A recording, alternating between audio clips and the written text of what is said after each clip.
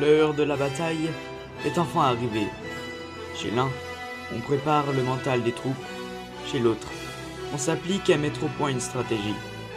Dans le camp d'Admon, seulement 2000 soldats ont répondu à l'appel, tandis que de l'autre côté, ils sont environ 7000 à soutenir Untum. Celui-ci croit que la victoire sera facile, tandis qu'Admon prie une quelconque divinité et espère garder la tête sur les épaules jusqu'à la fin de la bataille.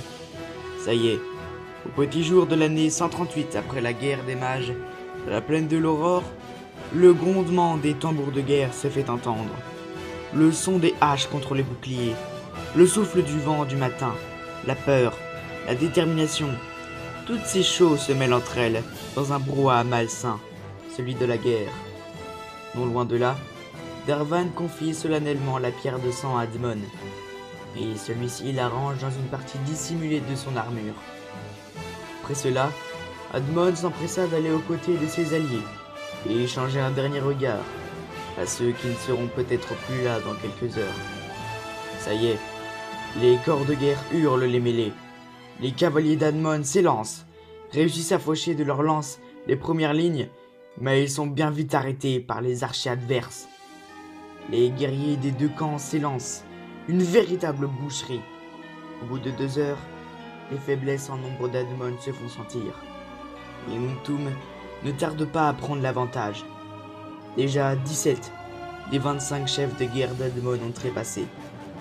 Admon se morfondait sur l'issue de la bataille quand il fut violemment saisi à la gorge par Untum.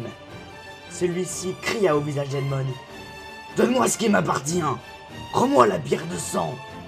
Toujours étranglé par Untum, il saisit la pierre d'une main et dit dans un souffle faible: « Roi vivant, jamais tu ne l'auras. » Il effectua une pensée qui disait: « À tous mes ancêtres morts, je libère le pouvoir de la pierre, qu'elle terrasse mes ennemis et fasse gagner mes alliés. » À peine eut-il pensé ça, qu'une immense onde de choc balaya le camp ennemi, en emportant Untum au passage, qui fut propulsé dans le torrent à côté, en criant ces mots: « Ce n'est pas fini! Ce ne sera jamais fini!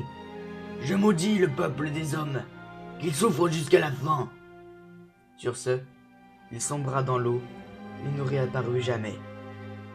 Le bilan de la bataille était lourd. Presque toute l'armée d'Untum avait péri, et celle d'Amon était en piteux état. Après avoir rassemblé ceux qui étaient encore en vie et envoyé se faire soigner les blessés, Admon prit la parole devant l'assemblée. « Mes frères, dit-il, je veux que ce jour reste dans les mémoires, pour notre victoire et pour tous ceux qui sont morts. Car aujourd'hui, nous avons un peuple uni, celui des hommes. Alors ce soir, mangeons et buvons. Oui, buvons pour l'humanité. » Et ils répondirent: « Pour l'humanité !